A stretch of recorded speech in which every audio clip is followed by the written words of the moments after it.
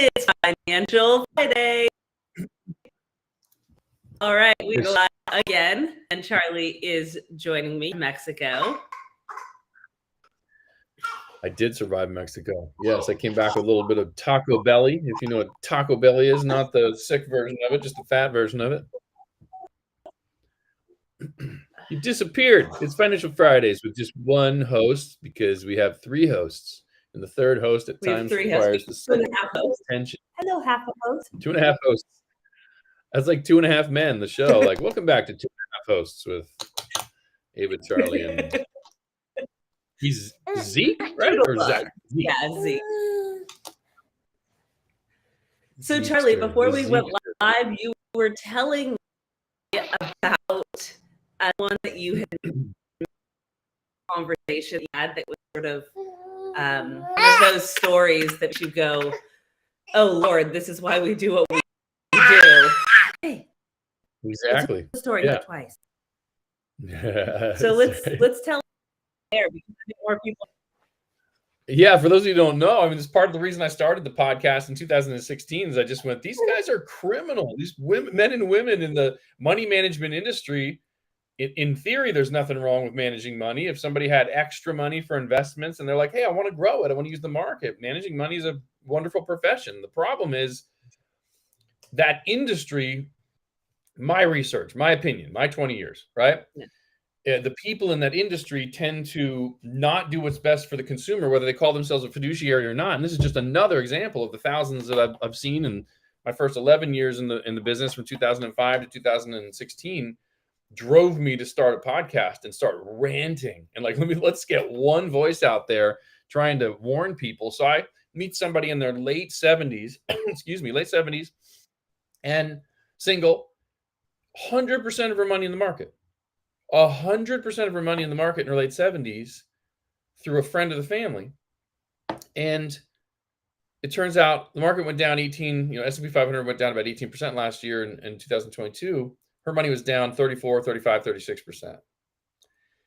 And as I dug into it, so one, you guys know I have a story of a family member in the early 2000s who retired and then lost so much money in the market that she had to go back to work for 13 years.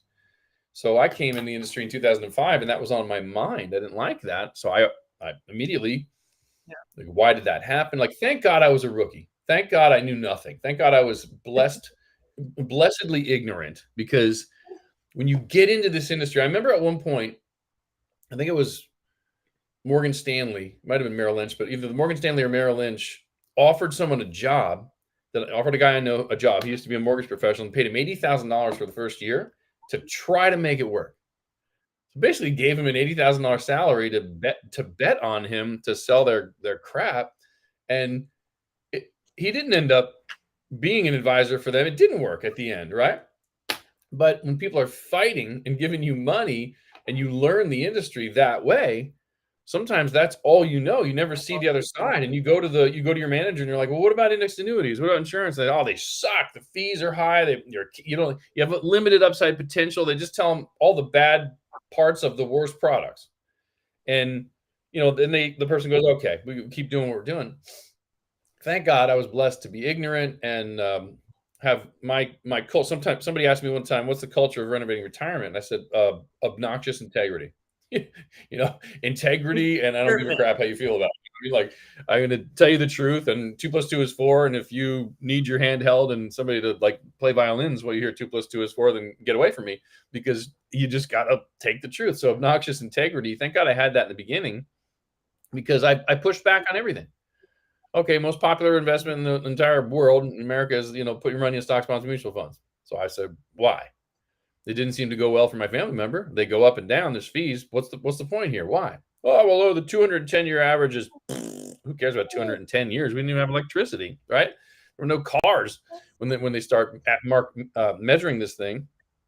So, well, what's the average recently?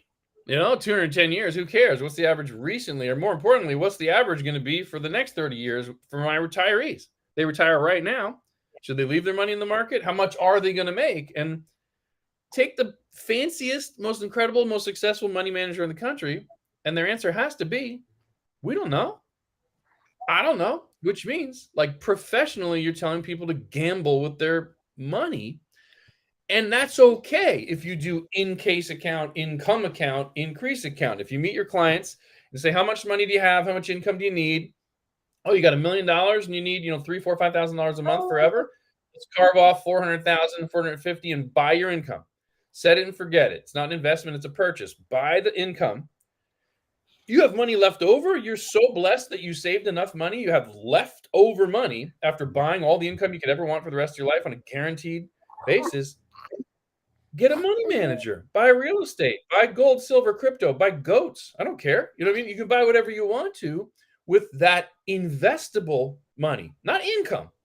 When you need income, my personal opinion is it's almost criminal in this country to have elderly people taking an income from their variable investments.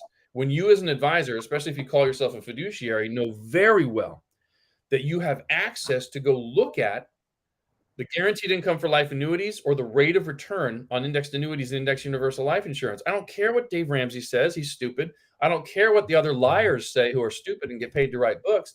It doesn't matter. Okay. Lying is lying. Truth is truth.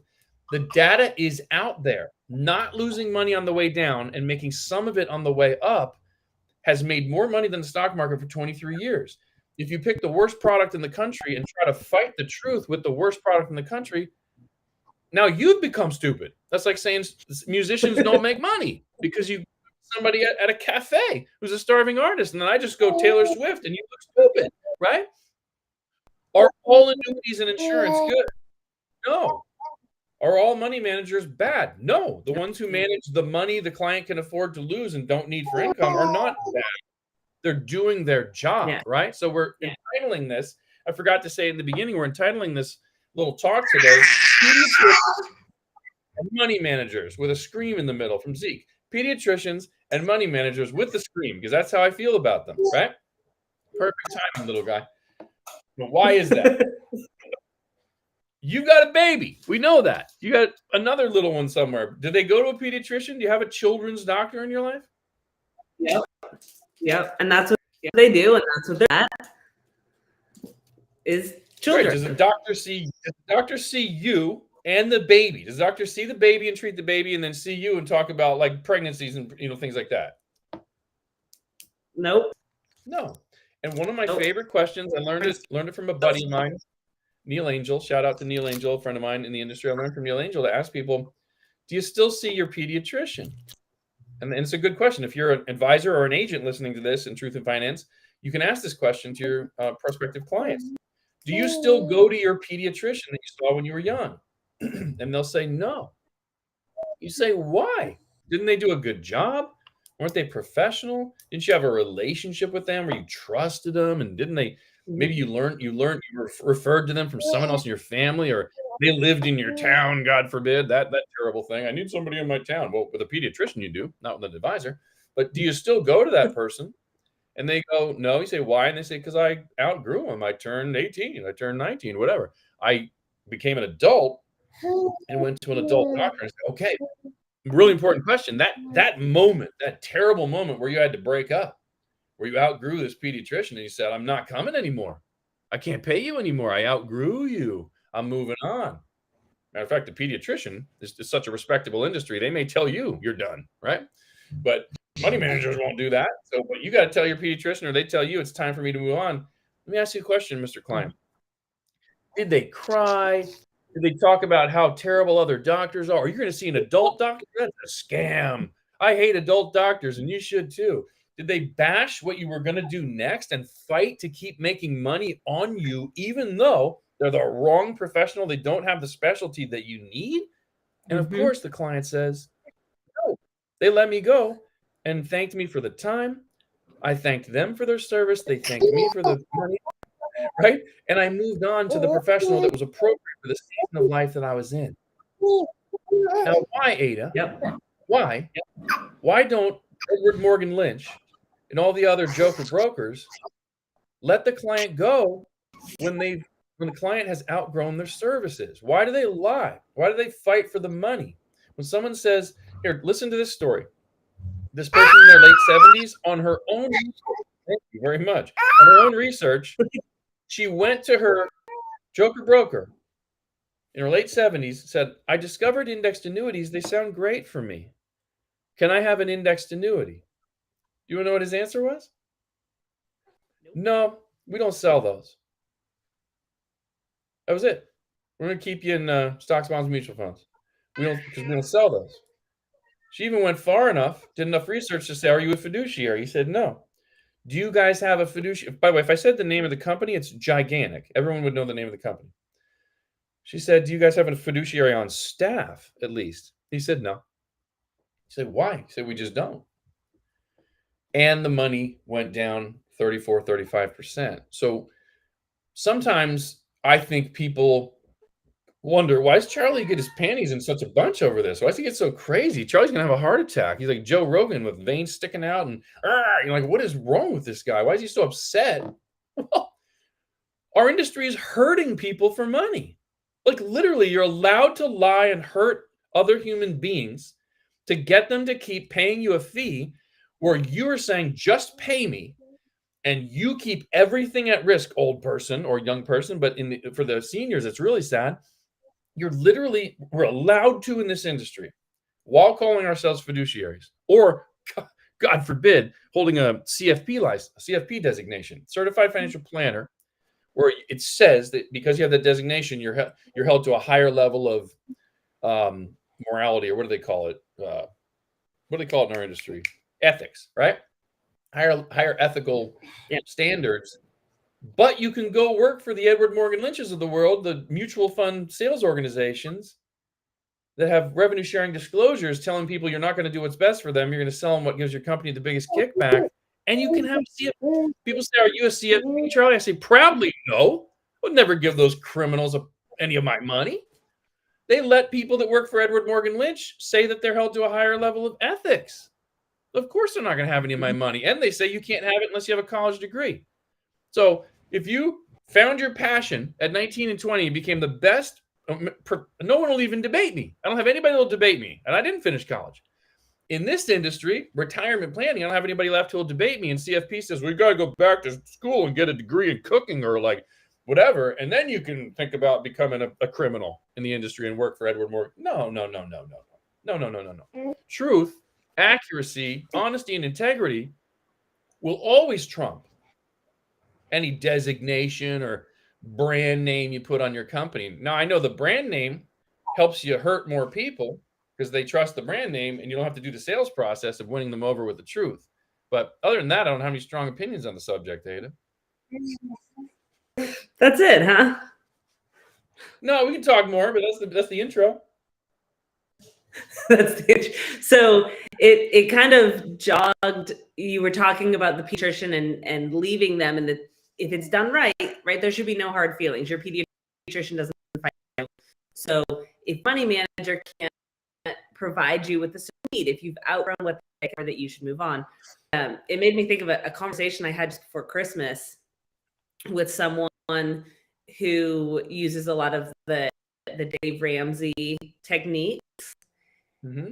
And what he does is work with people very different than you and I, but he works with people who are trying to figure out how to save, right? Like, okay, I'm 20. How do I set up an account? Do I take a percentage out of my pay? It's a very different kind of financial planning. It's the figuring out how to save $1 and then from there where to put it. So we've been talking this, right?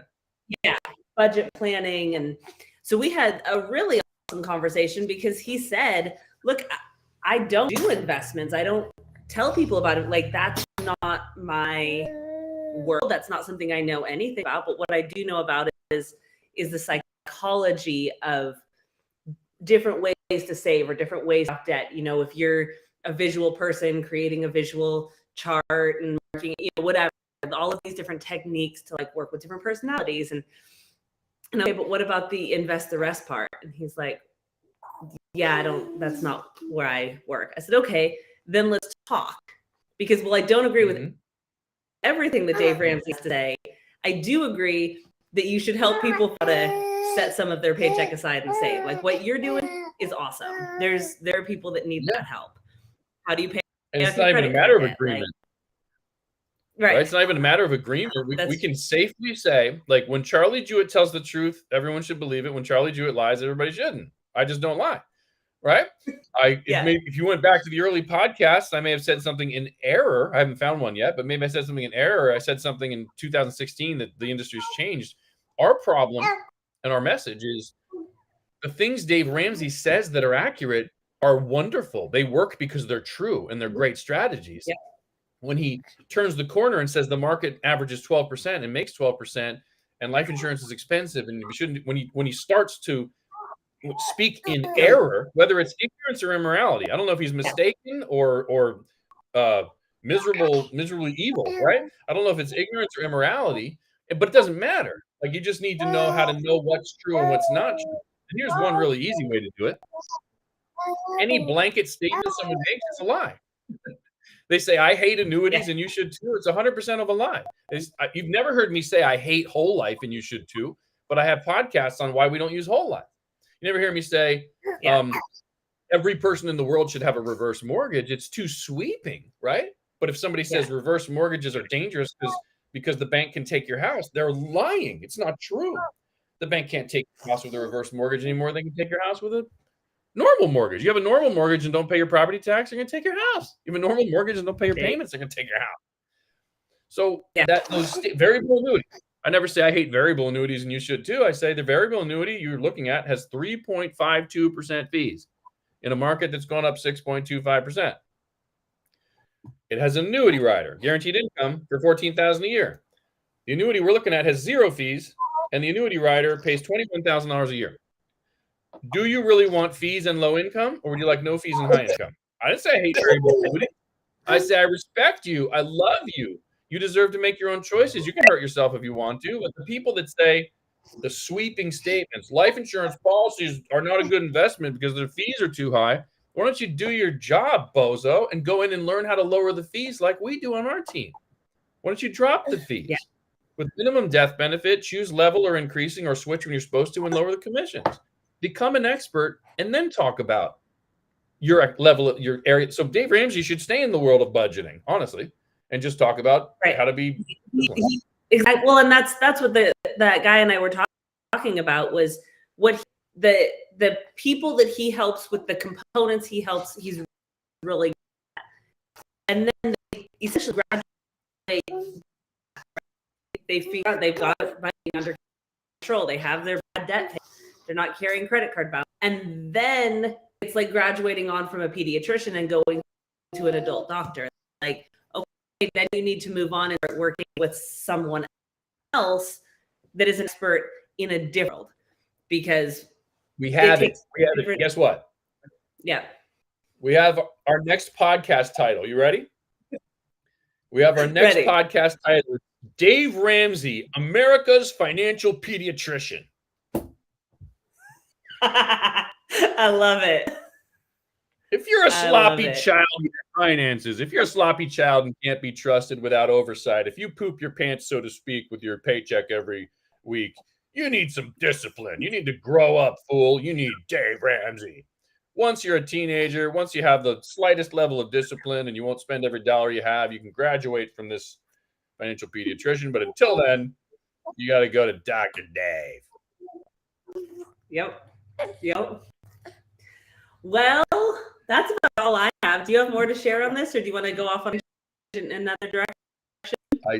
No. I have to protect my heart and make sure I don't have a conniption over here, a heart attack, some sort of an aneurysm. We can save it till next Friday. I try to recover between episodes, between Financial Fridays. But no, I always have things to say. But I think it's enough for the professionals who are listening. And this channel is for professionals. Use the story. Learn how to use the analogy or metaphor. I don't know what's analogies, metaphors, I don't know any of that. But use this little story and use the language with customers and say, here's an example of why I'm so passionate about what I do. Most people put their money in stocks, bonds, and mutual funds, and they just hope for the best. And hope is not a financial plan. And ask them a question. Professionals work with you in different seasons of your life. Do you still see your pediatrician? Walk them through the conversation. Why? So it's possible to outgrow a professional's area of expertise and need someone else. And then you say, there's 4 ages. There's 4 seasons. Like you have infancy and then toddler or whatever, and you have like adolescence. And in the financial services, your retirement, you go contribution, accumulation, distribution, and transfer. Distribution. When you go from accumulation to distribution, maybe sooner, but certainly when you go to distribution, the whole point of this thing is get my money back in my hands when I don't have a paycheck. That's retirement planning. At that moment, Mr. and Mrs. Jones, it is my strong professional opinion and the professional opinion of the best advisors I can find. You need a different professional whose area of expertise is not growth, but income. Like when you leave a pediatrician. Does that make sense to you and you, Mr. and Mrs. Jones? Get them to tell you. And say, when no one says pediatricians are terrible, we're not saying they're horrible human beings. They're saying they do not do what you need when you're 25 years old or 40 years old. You need a regular doctor. When you start taking an income, your money manager does not and cannot do what you need. And here's how to prove it. Go ask them, can you give me guaranteed income forever? Nope. And most will say no. If they say yes, say, send me the quote, and they're going to give you a variable annuity. And then you, with anybody, any of the good advice or whoever, you can tell the customer, you bring that back to me. And also that guaranteed income for life as a commodity against all of the 200 other ones. And you'll see that it's 50, 60% less income than you deserve for the rest of your life. Yeah. All righty. Well, I will see you on here next week. And as always, if people have questions, comments, or topic ideas, send them in. Enjoy your weekend. Bye, everybody.